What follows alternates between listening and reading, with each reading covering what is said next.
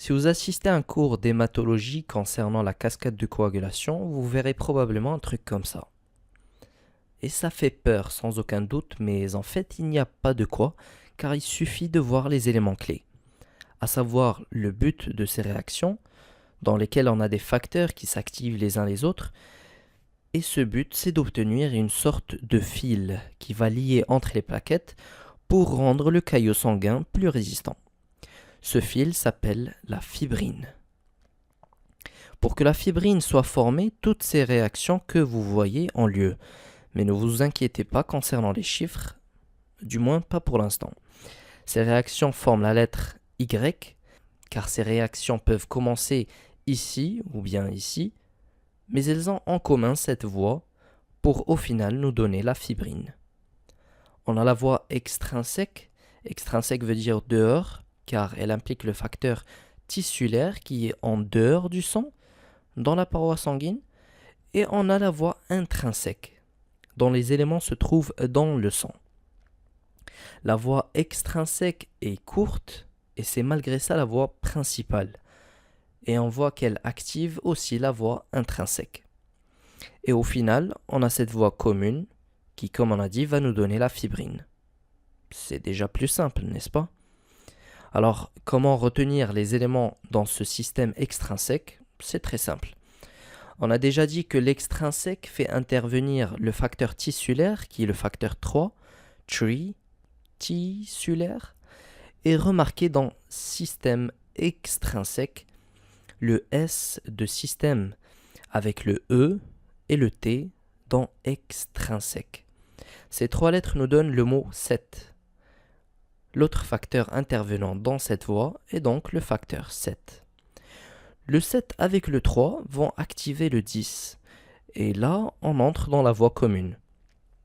Le 10 activé va activer le 2, facteur 2 ou prothrombine en thrombine. 2 thrombine, facteur 2, avec l'aide du facteur 5 activé. On croyait avant que le 5 activé c'était un sixième facteur, mais en fait non. Et la thrombine 2 va activer le fibrinogène, comme UNO, dans facteur 1, UNO. Ça va l'activer en fibrine, UNO, qui est la raison pour laquelle tous ces facteurs se sont activés les uns les autres. Mais cette fibrine est sous forme de monomères, des pièces isolées d'un puzzle.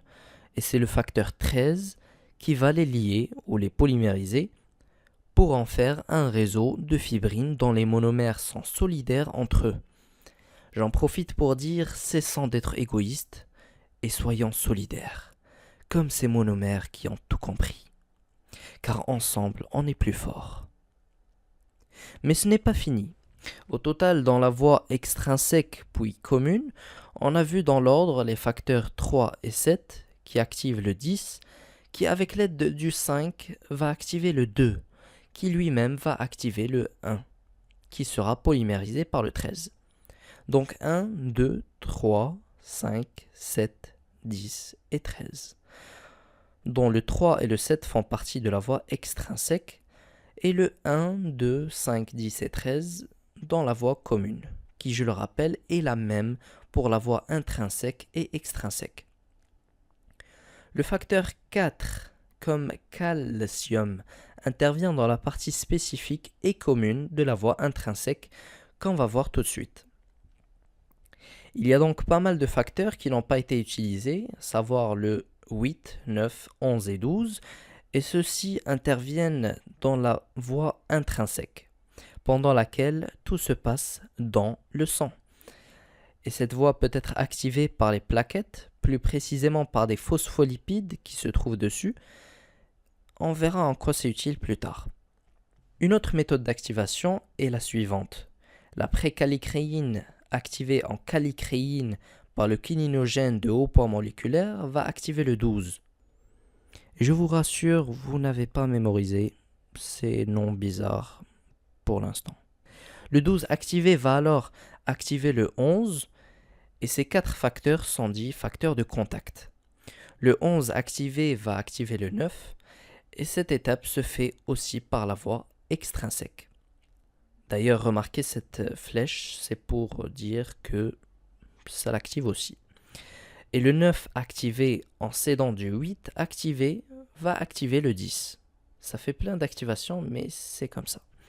Et le résultat est comme celui qu'on a vu après la voie extrinsèque, puisque cette voie est, comme on a dit, commune. Le 10 avec le 5 va activer le 2, qui va activer le 1, qui va être polymérisé par le 13. Après, il y a deux tests qui se font dans des tubes à essai pour tester cette cascade de coagulation. La voie extrinsèque, qui est rapide, est explorée par le temps de quick, rapide, donc TQ. Et dans la voie intrinsèque, on a des noms bizarres comme la kallicréine, kinonogène.